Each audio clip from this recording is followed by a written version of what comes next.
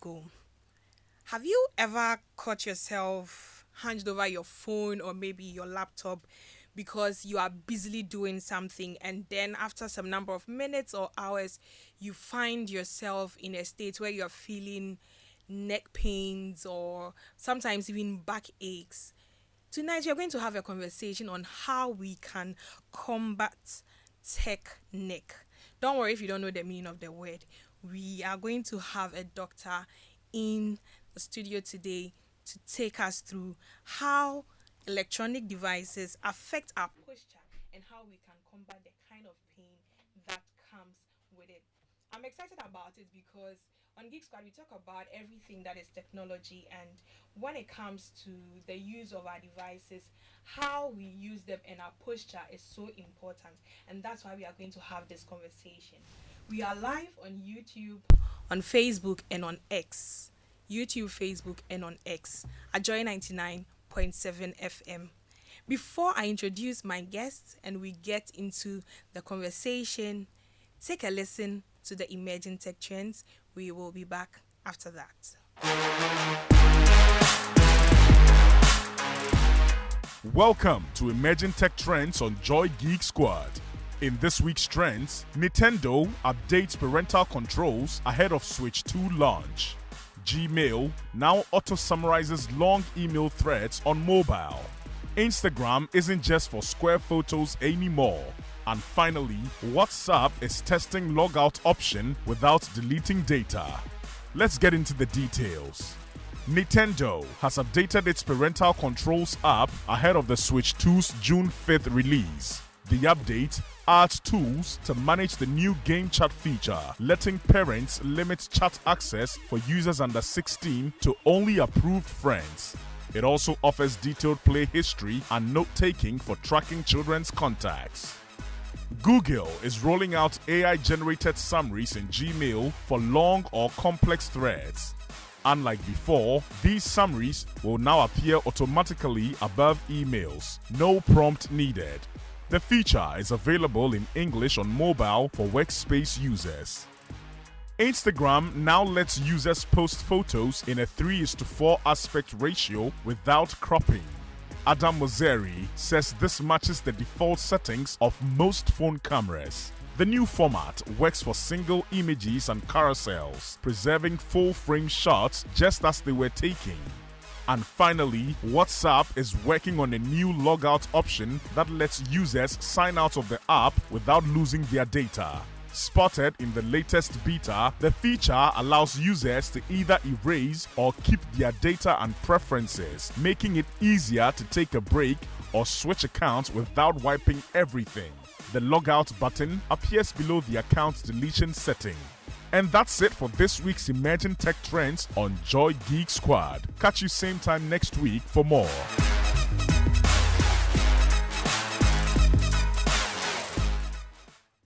Welcome back. If you're just joining us, this is Geek Squad with your girl Adobea, Biritwum. Geek Squad is brought to you by MTN. MTN, everywhere you go. We find ourselves in an age where most of us already have phones or tablets or laptops that we use. And in the use of these devices, our posture really is important, how we handle the usage. Tonight, we're having a conversation on how we can combat tech neck. Like I said earlier, if you don't know what it is, we have a chiropractor in the studio. She's a doctor and also the CEO of Nova Wellness Center. She's in the person of Dr. Nam Ashile Ashiti. You're welcome. Thank you so much. This topic is really important to me because just when we posted the flyers, I had people asking questions about it because most of us are using these devices and sometimes you really experience the pain that comes with it. But before we get into it, can we just break it down? What is technique? Can we start with that? Yeah. Sure. Thanks a lot for having me.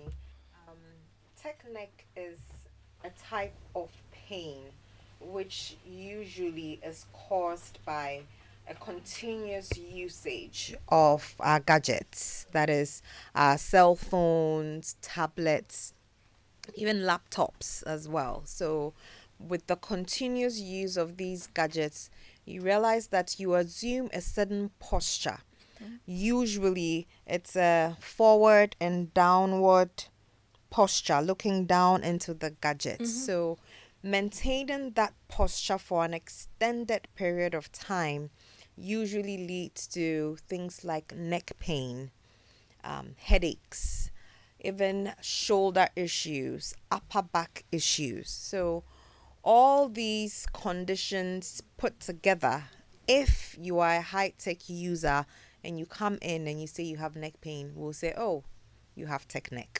So basically, that's it. Yes. Is it because it has something to do with the neck in a way? That's why that name Yes. has been given to it? Yes, because because most people are using their gadgets or their phones. We live in a tech world today. So that high use of technology gained it the short term tech neck. Tech neck. Some people also call it text neck. Text neck, yes. It's the same thing because we're all texting, looking down at our phones and texting all day long every day. So the conditions that arise due to this extended use of our gadgets is what we call tech neck or text neck. Okay.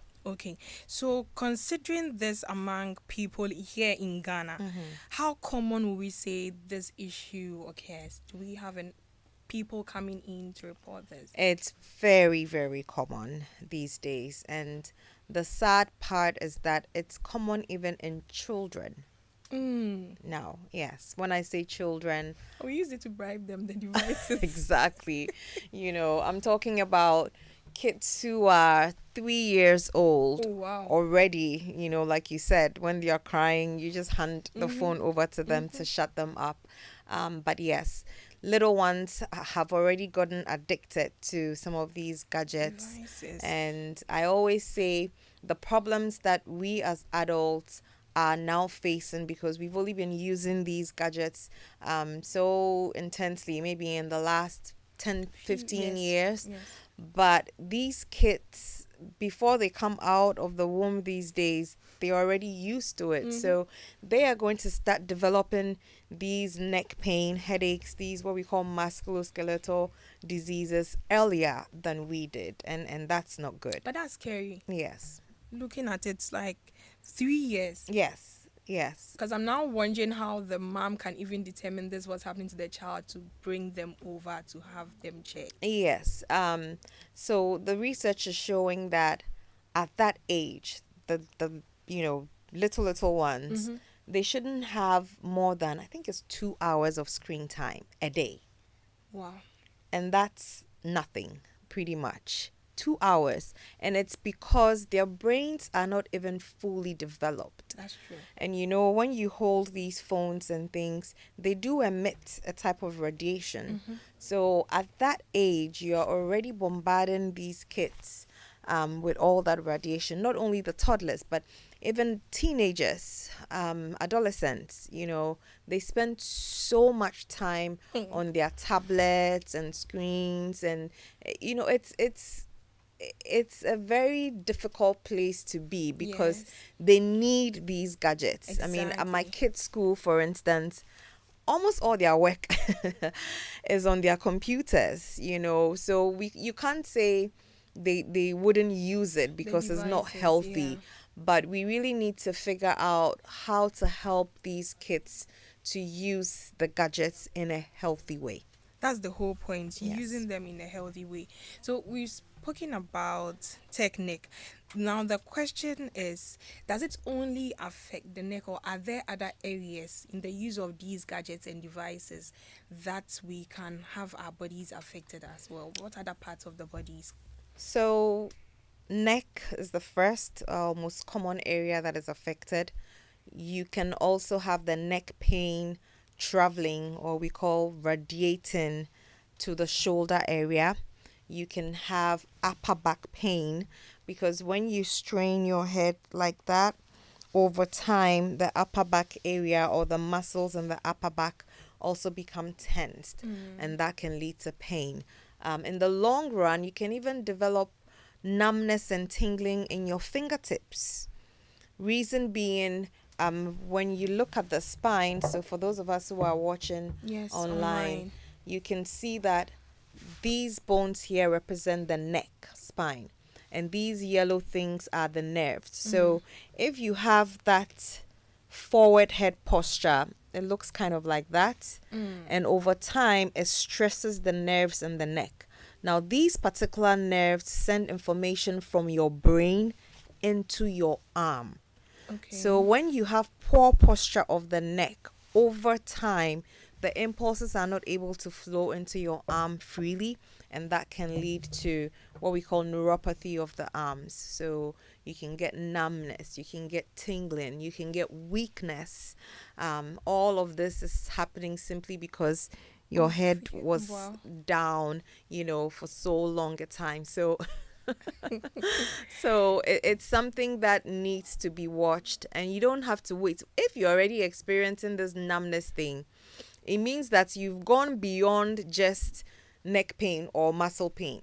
It means that now your nerve roots have been affected. Wow. Possibly your spinal cord itself has been affected. So if you don't do anything about it, it will get to a point where you may not be able to raise your arm up.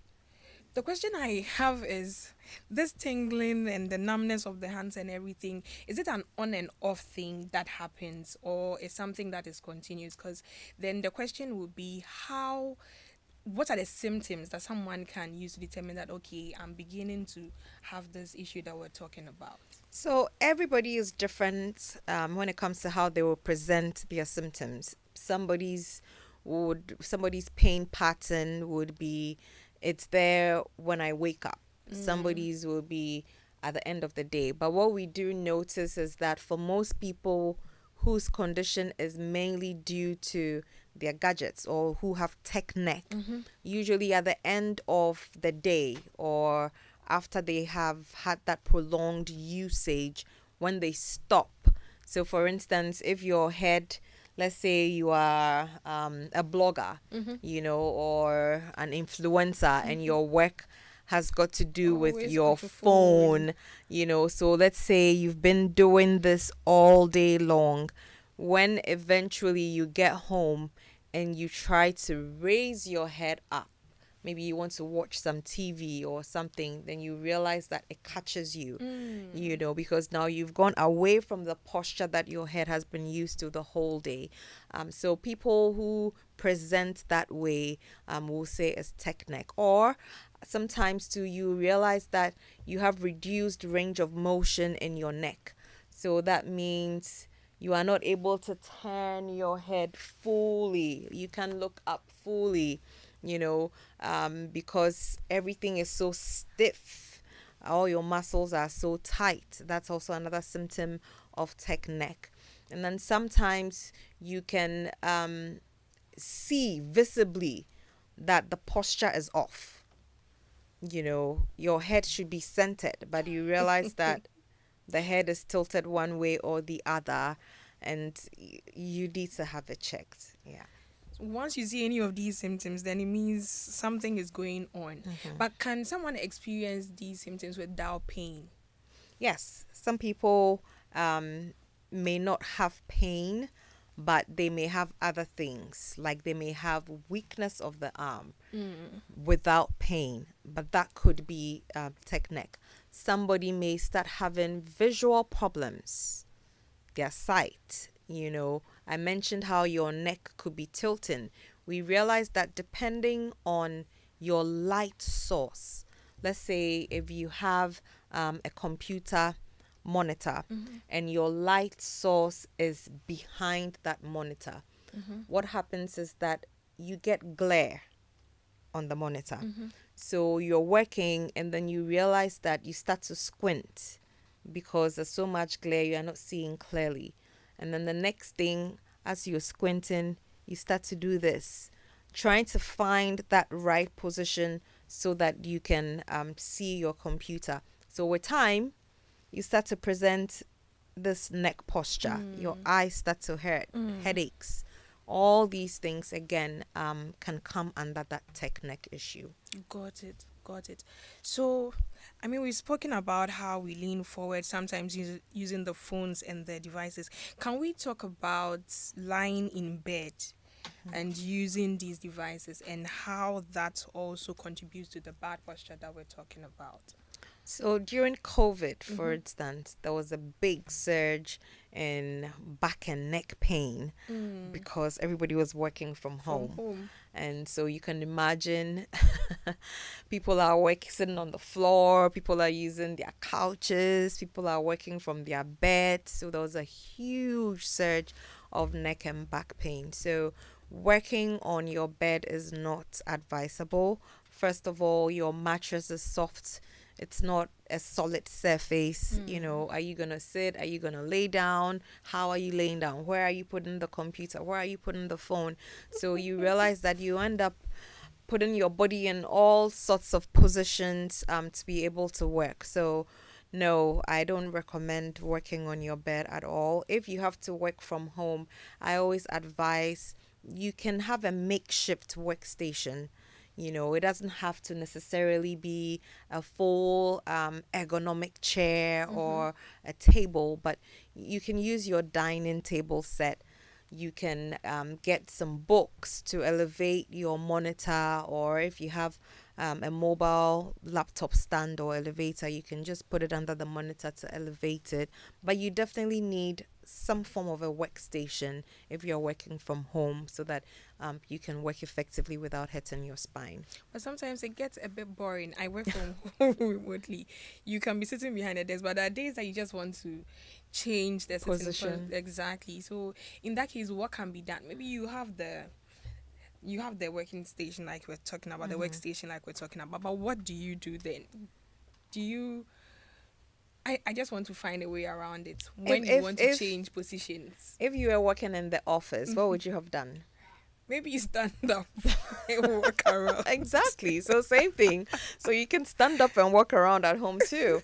So yeah, we definitely recommend that you don't sit for 3 4 hours, don't stop working. You definitely want to give yourself 45 minutes straight working, and then you get up 5 minutes, 10 minutes if you can, walk around. You can go and sit in the couch at that point as you take a break, you know, watch something quickly on TV, and then you come back. But if you're sitting in a couch, for instance, you're putting the laptop on your laps, right?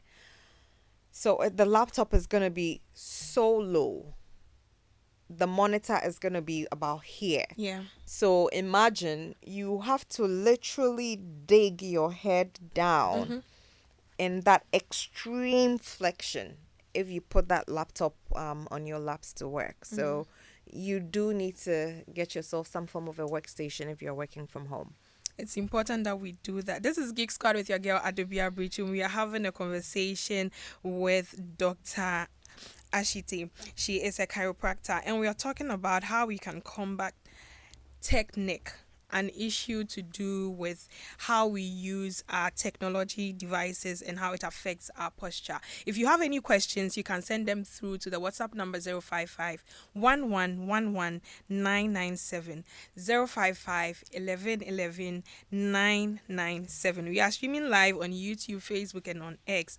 If you can, it will be good to see what's happening because she's demonstrating some of the things that she's talking about, and you would want to see it so that at least you know how to position yourself when it comes to the conversation that we are having, how we use our devices. So talking about the effect that it has on children and then the teenagers, the question right now is what impact like will the long term tech device have on them, because like we said earlier, there's nothing that we can do about it, right? So parents listening in, what can they do then? Okay. We've spoken about some of the things that we can do as adults when you are working from home or working remotely, like not using the bed and all that. But for the children who will be using these devices, what can parents do about them? So you need to supervise your kids when they're using the gadgets. You need to make sure it's effective screen time. So what is effective screen time? They're doing their homework. They're doing group work, things like that you can't run away from. Playing video games for 6 hours straight is not effective screen time. So you really need to observe, pay attention, be mindful of what they're doing when they are behind these gadgets. If your kids don't necessarily have to use these gadgets, like they don't use them for school, for instance. I before my some time ago, my kids could only use their tablets on the weekends, for instance. So Monday to Friday, they You're know not touching that. they know they are not touching the tablets, and on the weekends too, they know that there's a limit to it. So you can't just leave the kids with the gadgets and boom, you're gone. But You would have to monitor it somewhat. the question on my mind is it really realistic to do? Like keeping them away, because like we said from the start, sometimes it's a way of even keeping them busy so that the parents or the guardians can get something doing. You have to try the best that you can. At least you need to let them know that they cannot be using these gadgets all day, day. every day. They need to know that there are consequences to them being on the gadgets for forever, the health implications and things like that. So you do your best. For instance, when it comes to reading, I advise my kids to read physical books, got you it. know, as opposed to them reading on the tablets. They could as well, they could do that. But because we know we'll do homework and we have notes and all of these other ones on the tablets, when it comes to reading of their storybooks, we want them to do the physical books. So you can find, you know, simple ways to encourage them. And then also how they use these gadgets is also important.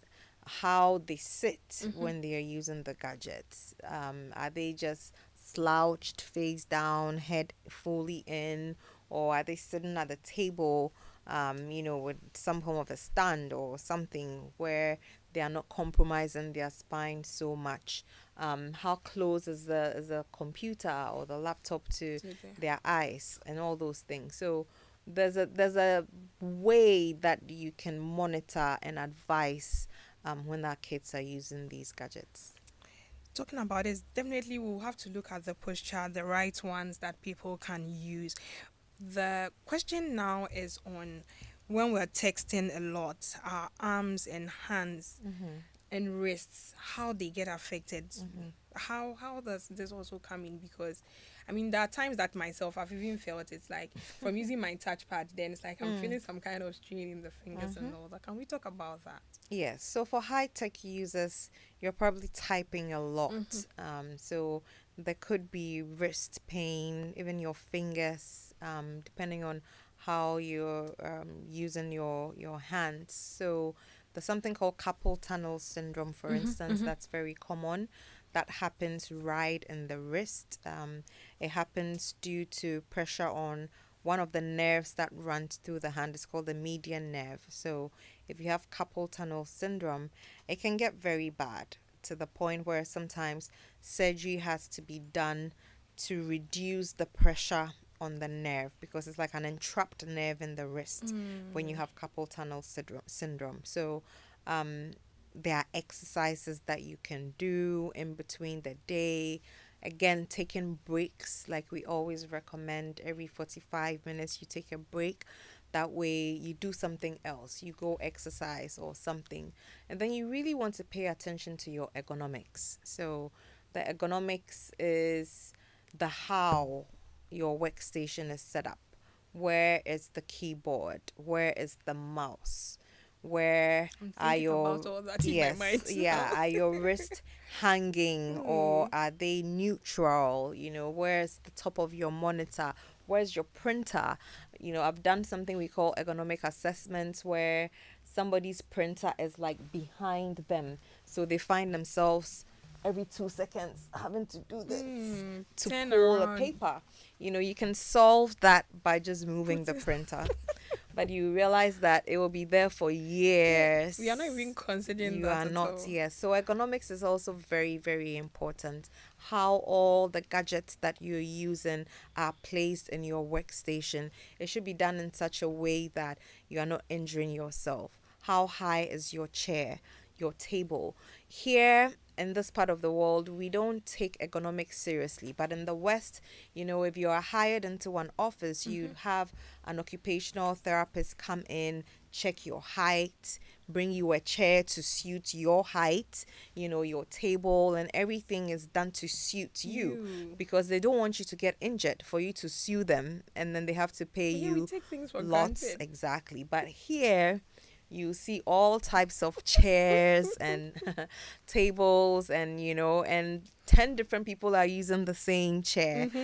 and so on and so forth. So obviously, if they are not adjustable chairs or tables, then somebody's going to be injured in the long run. Yeah. So ergonomics is also very, very, very important, and people should pay attention to that. That's so important. Thank you for sharing that. We have a message. This is from Ray Ashali Buche. He says, how can we solve the weakness in the hands? That's what he's asking. So, if you're having weakness in your arms, it could be so many different things. It could be posture related, like we're talking about, but there are other things that also cause weakness of the arm, like even diabetes, diabetic neuropathy can cause weakness of the arm. So, the first thing you want to do Mm-hmm. is to go and have it checked. You need to report it because a lot of the times we don't report when we have these aches and pains. We feel, oh, We take painkillers. we take painkillers and then that's it. But the painkiller just masks the pain. It Mm. doesn't solve the problem. The painkiller is not going to solve your forward head posture. You will take the painkiller and you still have forward head posture. So it will come back on. So the first step is to have it checked. Let's know what the cause of the arm weakness is. And then once we know, then we can go ahead and treat. So that's to you, Ray. First, have it checked, and then the next steps can follow. So now, how can we improve the sitting posture or the usage of the devices? How can we improve that posture? I know we have spoken a bit about it, but if we can do some kind of demonstrations, at least for those who are watching online, they get to see that what are some of the ways that we can use as go-to strategies to at least improve our posture when it comes to the use So, of the devices.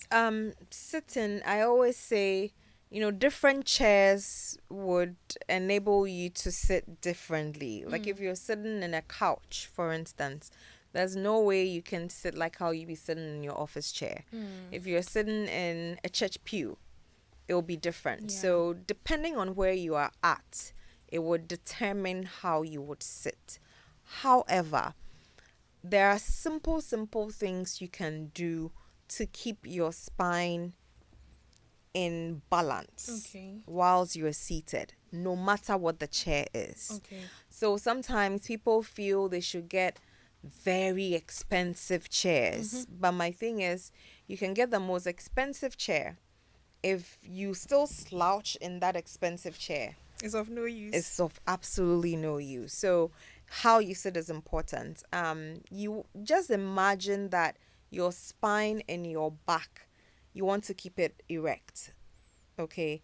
If you do this, it's no longer erect. If you sit like this, it's no longer erect. If you always want to sit like that, it's no longer erect. It's no longer in neutral position. So imagine everybody knows what the spine is in your back. When you look at it from the front to back, it's supposed to be straight.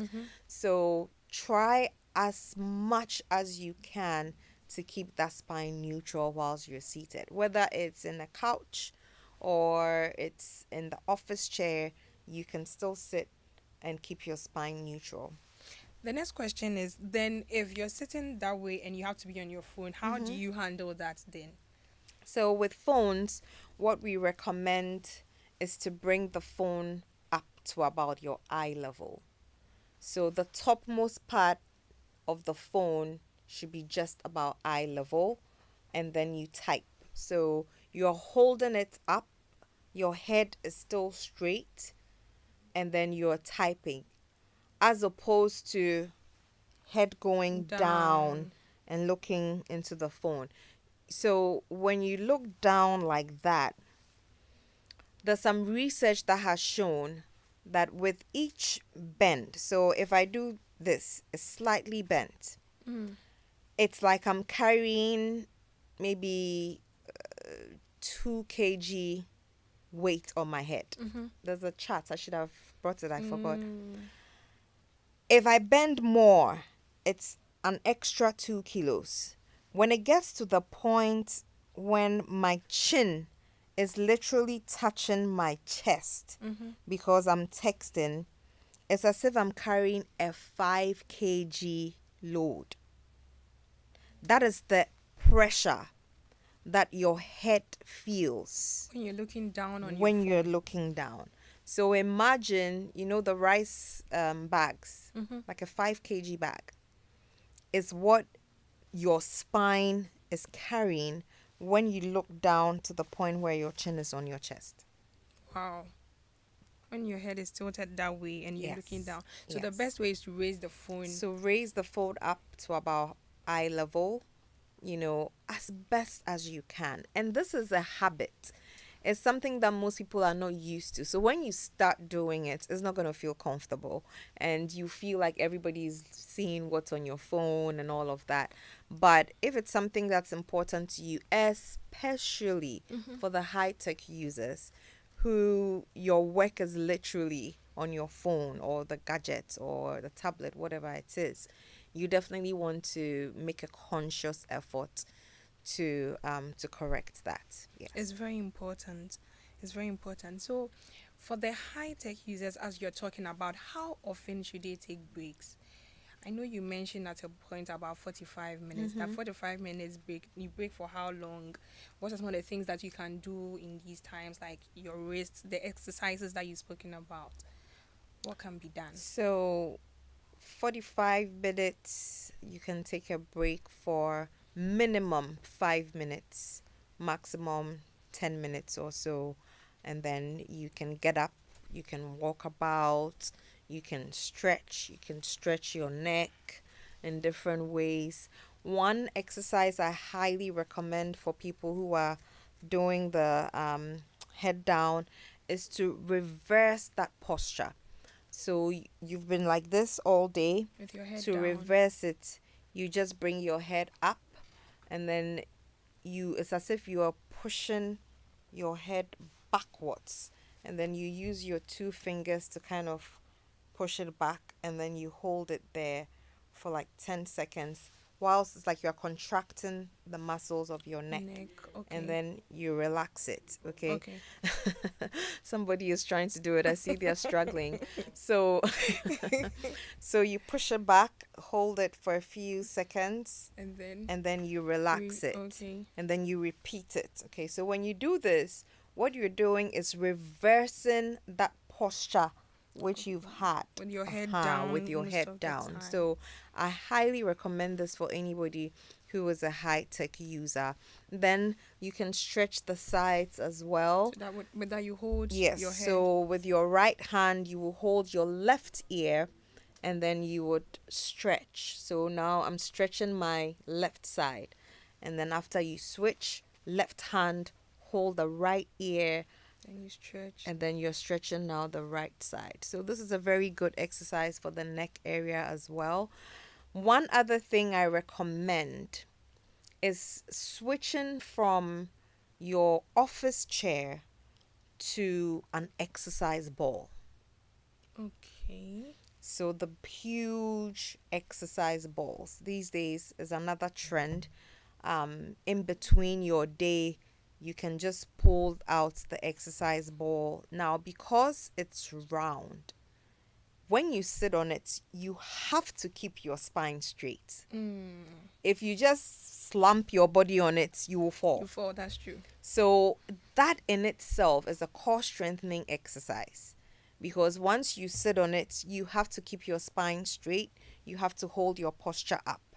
And we call it active sitting, because you won't just be seated, you'll be making small movements Mm-hmm. here and there Mm-hmm. whilst you sit on that exercise ball. So that's something I highly recommend for people as well. To You can switch. So when you go for 45 minutes and you want to take a break, you can pull your exercise ball, and it's like you're exercising and working at the At same the same time. time. And then these days too, there's what we call the sit stand capable desk. So if you go to the high tech companies like Microsoft and Google's, even here in Ghana, Yes, some yes, yes. people use them. You see that a lot of people these days use the sit stand adjustable tables. You can sit, bring it down, do your work. After a while, you Can just can stand up. elevate the Yeah. desk, stand up, and then you continue working. So all these things have come up because this whole text neck sitting disease thing is big, and so people have really sat down, done a lot of research, and come up with these gadgets and simple tools here and there to improve workers' experience at work. This is so important. If you're joining us, this is Geek Squad with your girl Adobea Biritwum.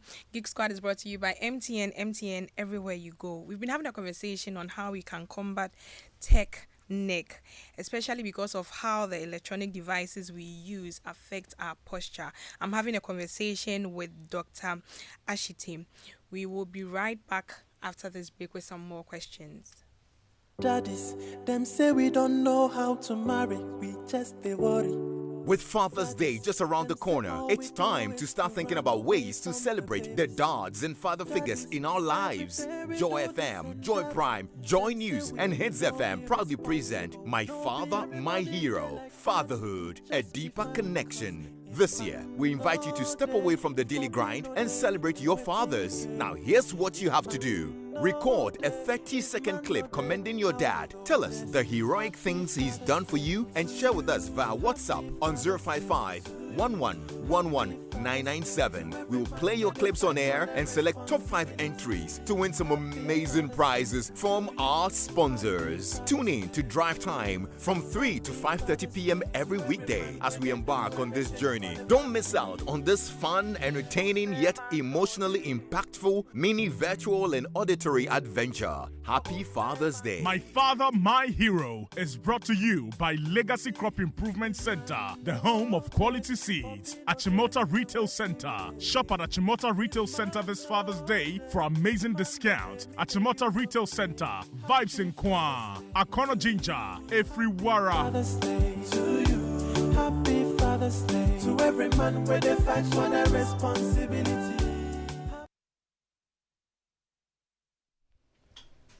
Welcome back. This is Geek Squad with your girl Adobea Biritwum. Geek Squad is brought to you by MTN. MTN everywhere you go. Tonight we've been having a conversation with a doctor. She has been teaching us how we can combat tech neck when we are using our devices, and sometimes we are feeling pain in our neck, sometimes even our backs, because of the posture that we assume. And so far, Dr. Ashite has shared with us ways that we can actually prevent this from happening, or even when it does happen, what we can do. Sometimes taking breaks from the time that we spend behind our laptops, devices, or phones, and even raising the phones up to the eye level when we are using it, rather than bending down our heads. Before we went on the break, there's a question that came in. This is from Patrick. He says he was feeling resistance. Let me just be okay, fine.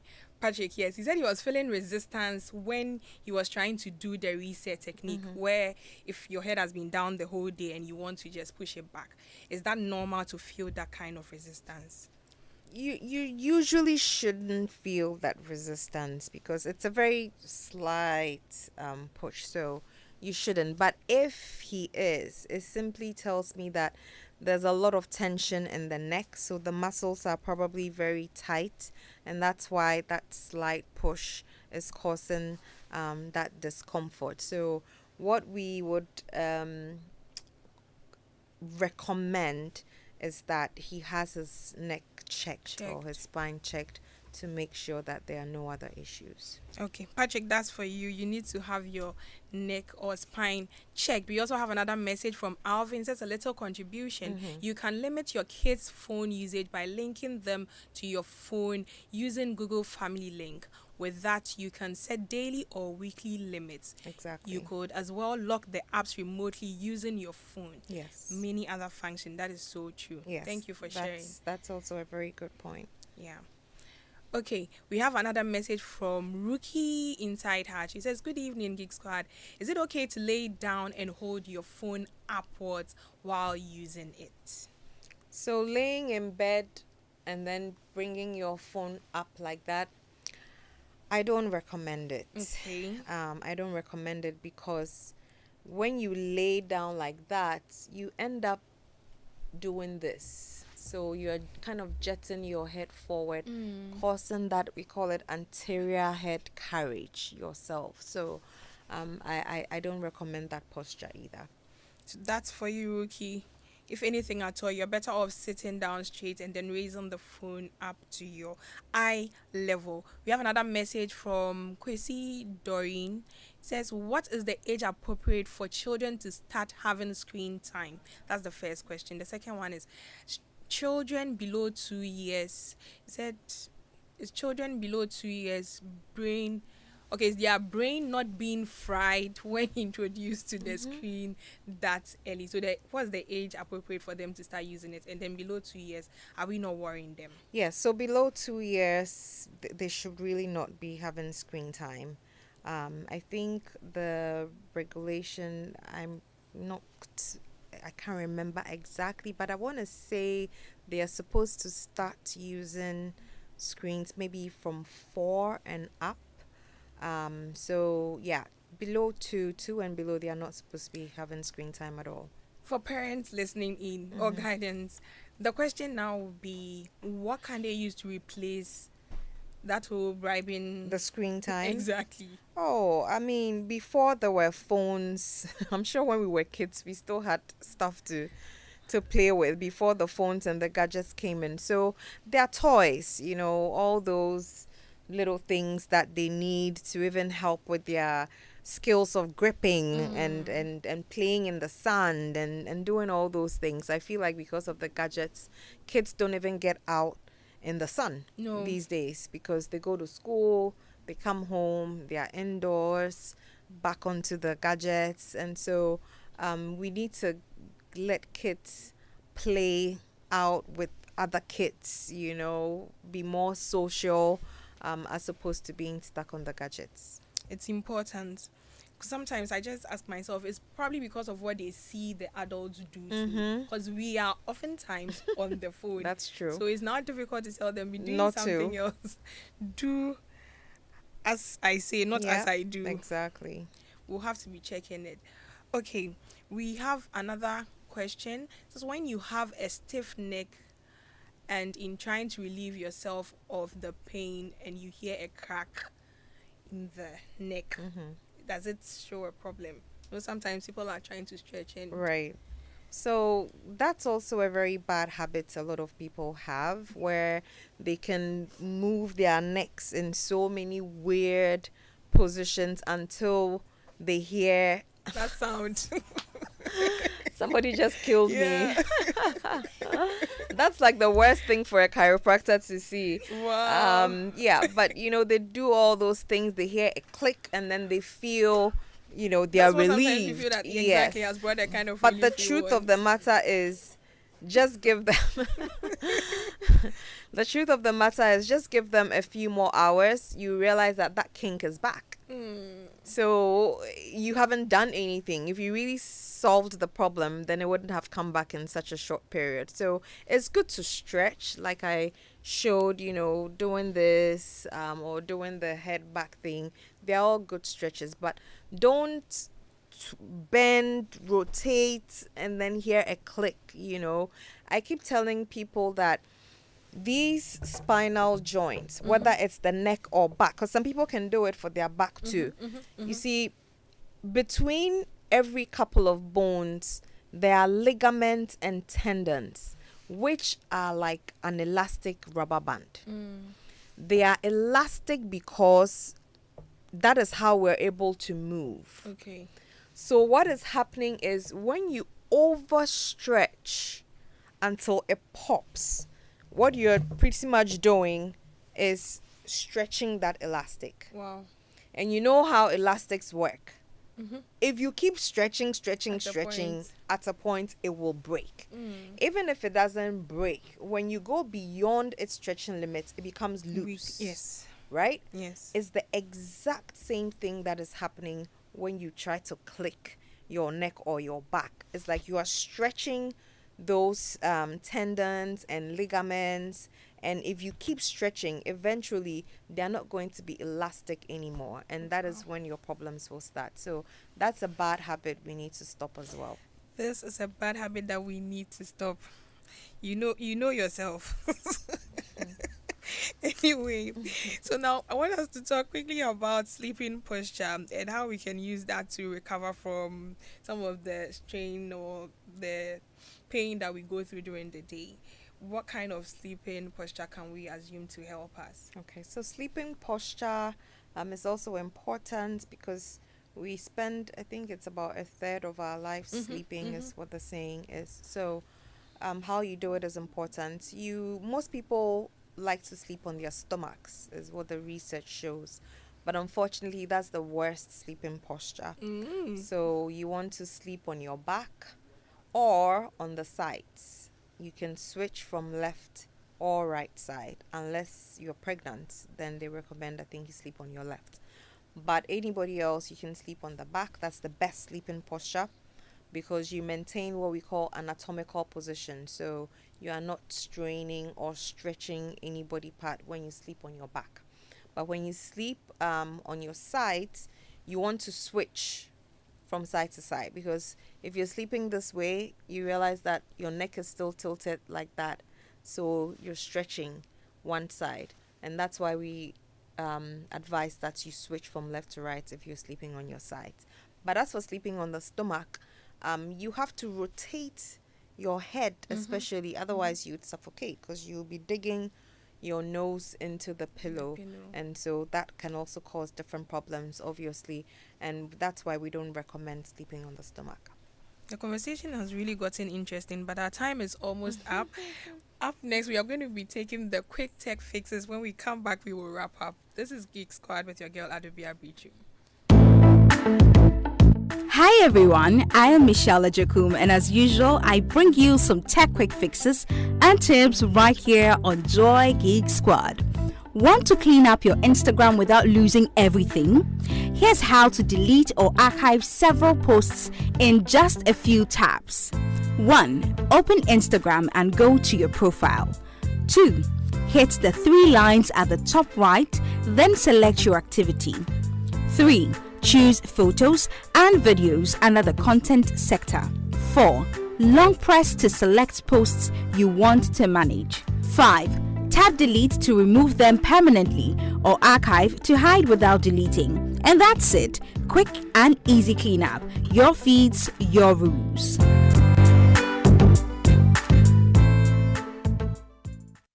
Welcome back. This is Geek Squad with your girl Adobea Biritwum.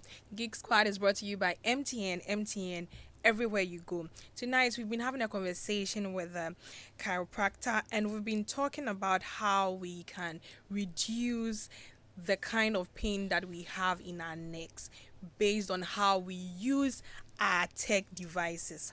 I'm having a conversation with Dr. Ashiti. I have this question before we wrap up. At what point should someone visit a chiropractor for tech-related pain? Great question. So, if you are a high-tech user, then I would recommend you don't wait till you get pain, or you don't wait till you have problems before you get checked. You can come in for a spinal evaluation to see if the way you're going about your daily activities has already put a strain on your spine. And then when we find what the problem is, then we can advise. For instance, we may look at your x-rays and see that instead of your neck being in a C curve, your neck is straight. Or we may see that one shoulder is higher than the The other. other. We may see that your spine, instead of being straight, is bent. There are so many things that can happen. So I would highly recommend that if you're a high tech user or anybody at all, once a year you should have your spine checked to evaluate to see if there are any problems. When you do have spinal problems, it's so much easier to fix it earlier or sooner than later, because later it becomes more difficult, it becomes more expensive, and at that point conservative treatments like what we do, because we don't use any drugs, we don't use any surgical procedures at all, everything we do is natural. But if you wait till it gets to dying minute, then sometimes unfortunately surgery is the only other option. Got it. Got it. In about 30 seconds, can you wrap up? What should be the takeaway for anyone who listen? And then you can add where people can find you. Okay, so to wrap up, what I would say is if you're having pain or you're having any of the symptoms that we've talked about today, be it from tech neck or poor posture generally, don't just ignore it. You need to do something about it. So you can come to Nova Wellness Center. We are in Jowulu and also in Atasumanso in Kumasi. Okay. We will do a full evaluation of whatever your problem is. We'll look at x-rays or MRIs, and then based on what we find, we can give you non-surgical, non-drug treatments using chiropractic, regenerative medicine, spinal decompression to help you feel better. Thank you so much, Dr. Ashiti, for joining us on Geek Squad. And a very big thank you to you for listening in. I hope you've picked out something from our conversation tonight. A big thank you to the technical team, my producer, Prince Safo. God willing, next week we will be back. Up next is news with Michael Ashali, and then Overdrive with Kofi Hayford. Stay tuned.